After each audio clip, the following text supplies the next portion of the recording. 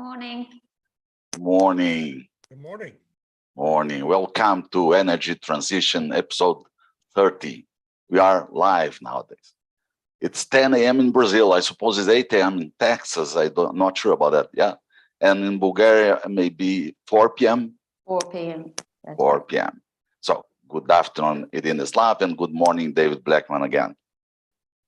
Good morning and afternoon. Yeah. The topic today is sanctions backfire. It's a tremendous topic for today. The Nord Stream 1 pipeline from Russia to Germany has been completely closed. One of the 6 compression turbines, the last one, is now not running anymore. The reasons for this problem, David, were Western sanctions. Well, yeah, it's so interesting. On Friday, Russia's claim was, Gazprom's claim was that the last remaining functional compressor station, there are 6 compressor stations that power this pipeline. There was 1 left remaining. They claimed on Friday that they had found some sort of mechanical issue with that last operable turbine at their last operable compressor station. That announcement was made just a few hours after the G7 ministers had announced that they had unanimously agreed to impose a price cap on Russian exports. The initial media reports were that was just to apply to Russian exports of crude oil, but then we've learned since then that the plan is to attempt to apply caps on all manner of Russian exports. And this morning, 3 days later, the Russian spokesperson for the Kremlin freely admits that yes, this is we're shutting down Nord Stream 1, and it's entirely the result of the sanctions that have been imposed by Europe and the United States and Canada. In retaliation for the Ukraine war, supposedly. And so we just have this crazy situation where these ministers at the G7 think they can apparently implement a global price cap on all of Russia's exports, energy exports, and that seems entirely unworkable to me. But I guess they're smarter than I am. Irina, those sanctions are terrible for the world. It's not only for Ukraine, Russia, but for everyone, no? Yeah, and if I might just add to what David said, actually they said they will be shutting down Nord Stream 1 indefinitely after Ursula von der Leyen suggested the European Union add gas price caps to Russian exports. Yes, and then they discovered an oil leak. Funny how that happens, right? Yeah. And they even made a picture of it. Personally, if I were them, I wouldn't bother with these explanations. I would just, shut down the pipeline. But what Gazprom has been claiming, I don't know why they bother really.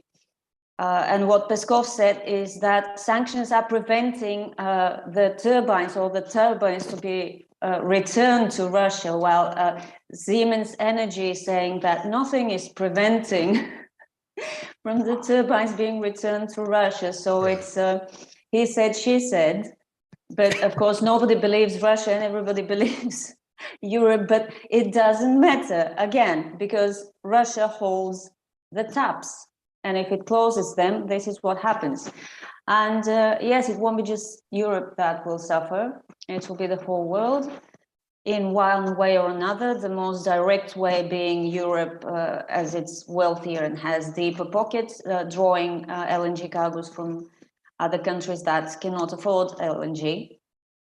And they are still going after more caps, because after von der Leyen said this about gas price caps, today, energy ministers of the EU said they will be discussing a draft document reported on, said that they will be discussing later this week gas price caps. Interestingly, one report said that they will be discussing gas import price caps in general. Another report said that they will be discussing gas price caps on Russian gas specifically. It boggles the mind, really. They are truly, these European decision makers, they're truly in insanity mode, as I wrote in today's Substack. They see it cannot work. Russia can stop the gas whenever it wants, but they're discussing a price cap on this gas that might not even be reaching you. I mean, it's just the pipeline through Ukraine that's working right now. It's a matter of time, and maybe the Ukrainians will decide to shut it off. They can do this. Sure. And they have called for it. The situation is completely ridiculous. It's like something out of a play of the absurd. And they're talking about price caps. Yeah, Irina, but what are the final intentions of these guys to make these sanctions? I cannot understand them. Because you're an adult, Armando. Yeah. Because you are a mature human being, a fully developed mentally human being. These sanctions, this whole approach to punishing Russia is really infantile. We don't like what you're doing, we'll try to punish you, and who cares that we will suffer more? It's clear that Europe is suffering more than Russia. It's obvious. I mean, people are protesting now, and they are being called communists and far-right extremists for doing this in the Czech Republic. The Czech president blamed a Russian disinformation campaign on these protests. I mean, he blamed the disinformation campaign for the protests. Right. Really, come on. Can you really blame absolutely everything on Russian disinformation? People are paying more for electricity. Of course, there will come a time when they will not be prepared to pay more and more and more for electricity, when they will say enough and take to the streets, which is what happened in the Czech Republic. And I see it starting to happen in Germany as well. But no, more price caps. It's like they only see one way of doing things and keep at it regardless of the fallout. Yeah. I really can't explain it either. It makes no sense, but that's what they're doing. But probably because they believe it would be too painful to say we made a mistake.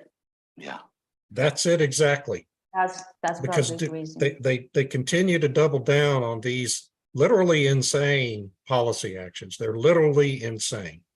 They know they won't work, and they know that the negative impacts are going to redound on the poorest people in their own society and across the world. But they do it, they continue to do it because it's the only actions they can take that allows them to maintain their energy transition narrative. Oh, yeah.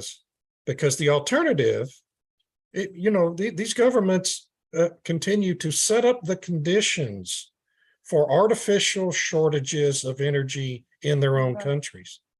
These again, it goes back to there is no real energy shortage globally. We have plenty of oil, plenty of natural gas, plenty of coal, plenty of uranium for nuclear power. All of these regional issues, these regional energy crises have been created entirely by decisions by these very people in the G7 and their compatriots in other mainly Western nations. And the Chinese and the Indians and other folks in Asia and Africa give a lot of lip service to all of this. But China is continuing to build coal plants. India is continuing to build coal plants. And Germany is being back to coal. Right. Yeah. And even Germany, that's right. They don't want to emphasize it, but even Germany is recognizing reality in the background over here while they're trying to implement these caps over here. But implementing these caps and for the government to try to control all this madness is the only thing they can do that's consistent with this energy transition narrative. And to do anything else, as Irina said, is to admit that they've created this whole problem in the first place, and that means their governments will inevitably fall, as they should. These governments need to fall for any of these problems to really begin to be solved. And so it's a matter of survival for them at this point. So there is no reason based on the supply and demand, let's see, compensation in the real world, only because the artificial influence of these guys. Sure. Well, yeah, there has been talk. More and more reports are emerging now, questioning the role that market speculation played for the European energy crisis.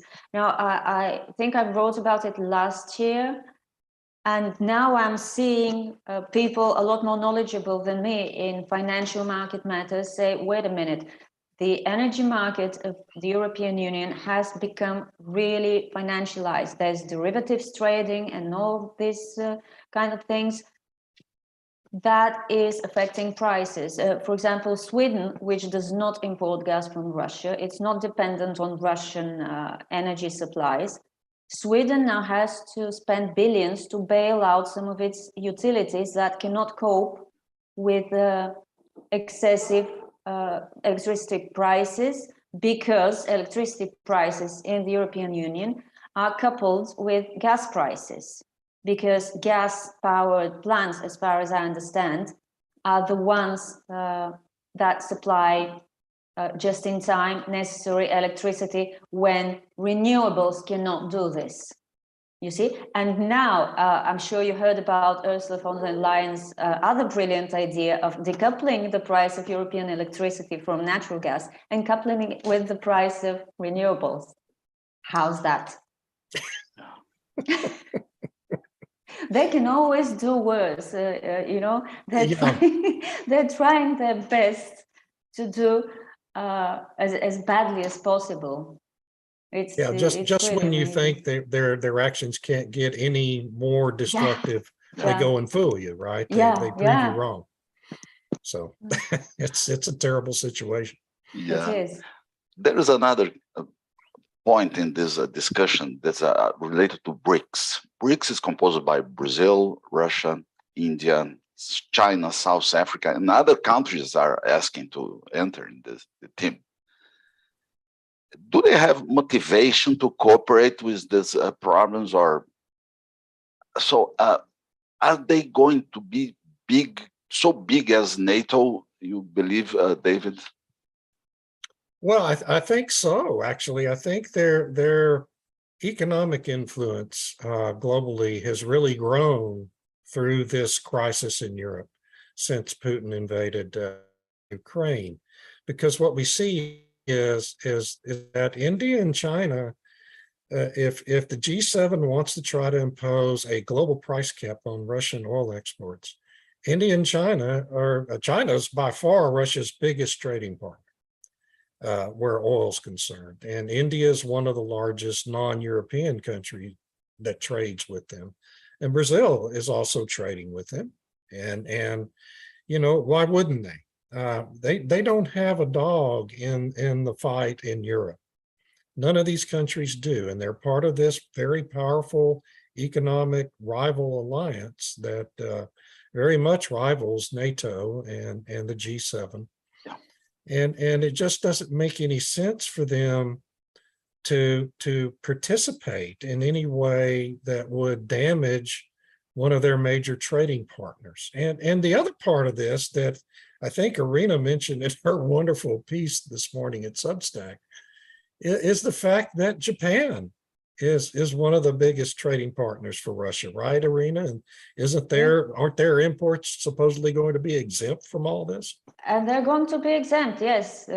G7 member, really, really very much on board with all the sanctions. They have admitted more than once they cannot afford to stop importing gas and oil from Russia. So I'm sorry, but what are you doing with this oil price cap? And as David said, if China and India are not joining the price cap club, then you've got nothing, because the United States and the UK already banned imports of Russian oil. I mean, nothing changes for them. Some things will change for the European Union members of the G7. And now these EU members of G7 are trying to convince the rest of the European Union to join the oil price cap. I don't see this happening, really. Right. It will not happen for Bulgaria, I hope, really, because then we'll be forced to, take the kid to school by horse, because the price of oil will go through the roof. Yeah. And the geopolitics, and Armando mentioned it, that other countries are also talking with BRICS to try to enter. Saudi Arabia. Of course, there would be. It's the emerging, it's the emerging union, and I'm not sure we should compare it to NATO, because NATO is a military alliance. Yeah, right. But G7, more like the G7 or G20, G7 probably. No, the European Union, but more scattered across the globe.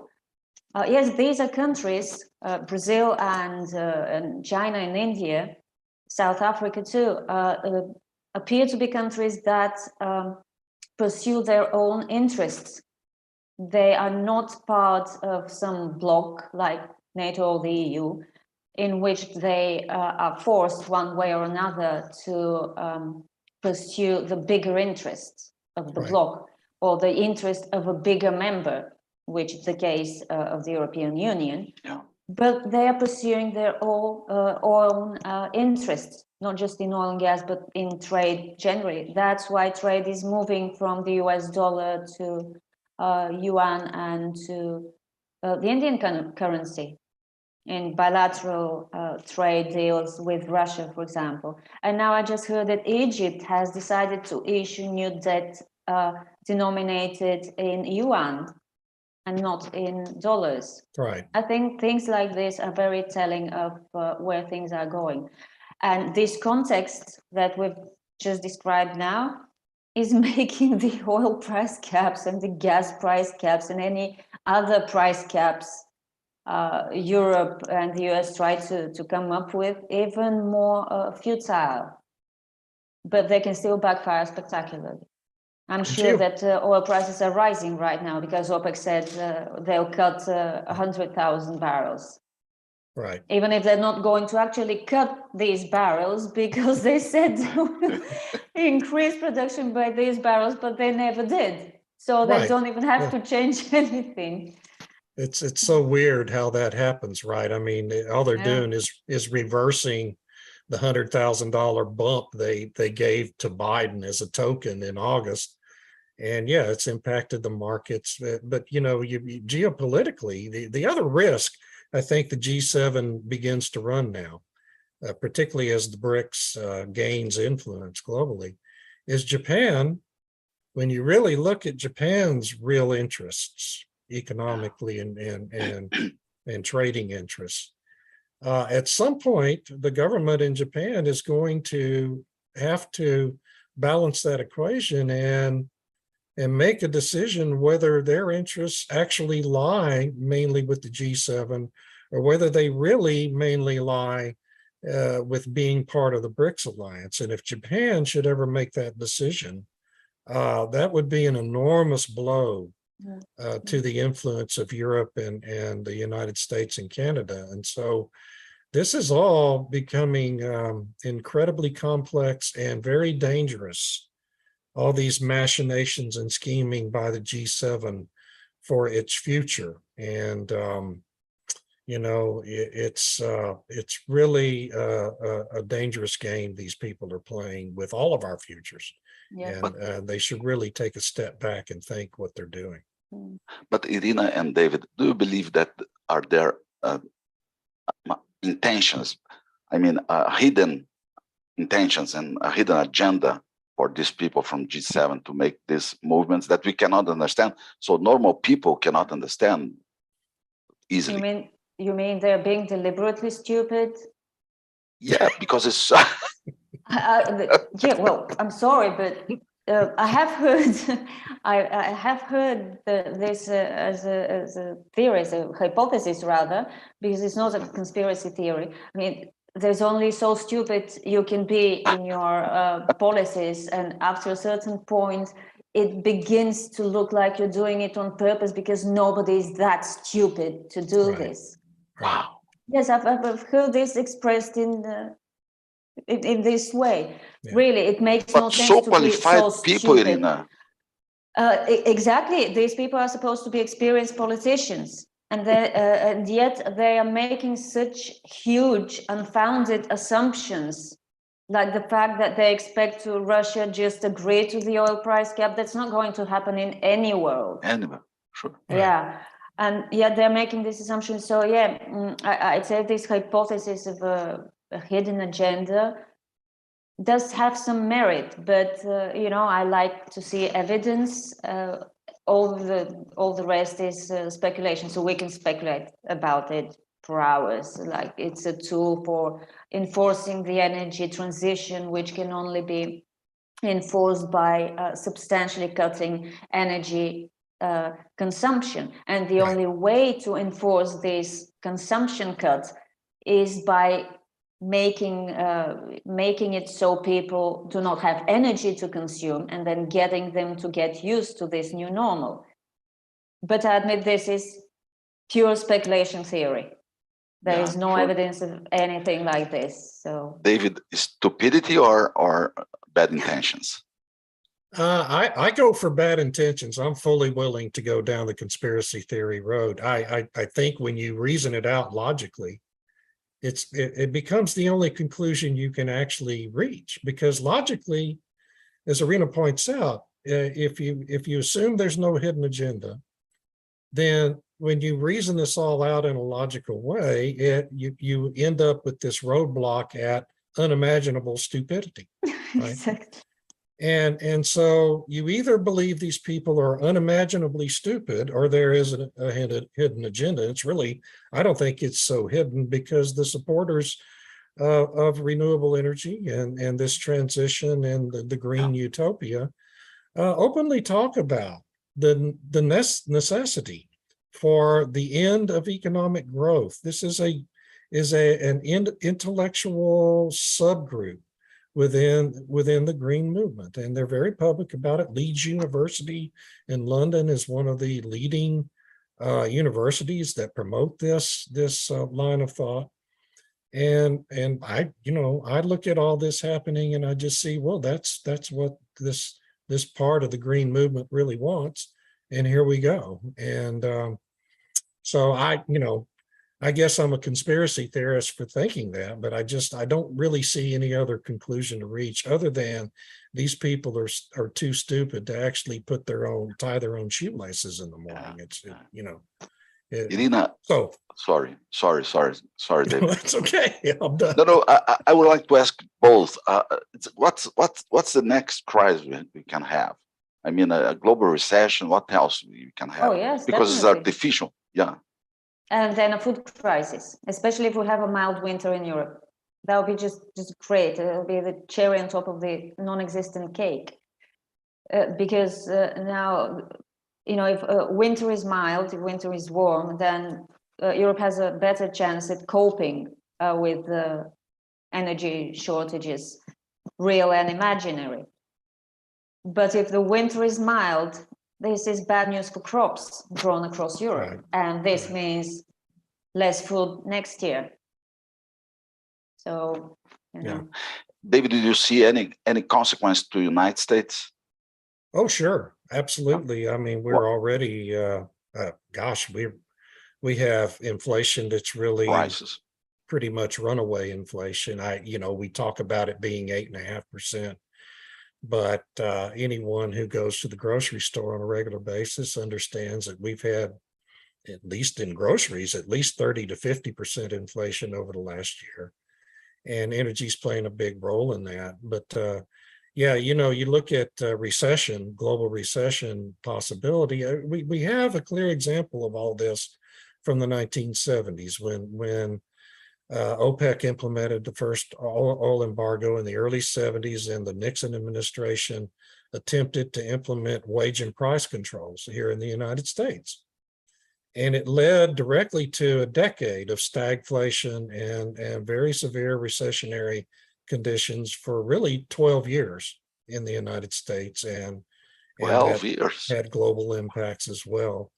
And so, I mean, it wasn't a consistent, we weren't in recession that whole time, but we had high inflation, high interest rates, high unemployment for a dozen years in the United States. And that's the conditions that are being created in Europe right now. Artificially, yeah. Yeah. And it's just same mistakes over again. I would like to try a conclusion for today. Do you allow me to do that? Of Oh, course. please. Go ahead. Let's buy more blankets for the winter. Yes, I think that's a very smart suggestion, and firewood. Firewood, You yeah. have a yeah. fireplace. We've stocked up. Yeah. Yeah. Thank you so much for this excellent conversation today. It was Thank you. fantastic. Have a good Thank day. you.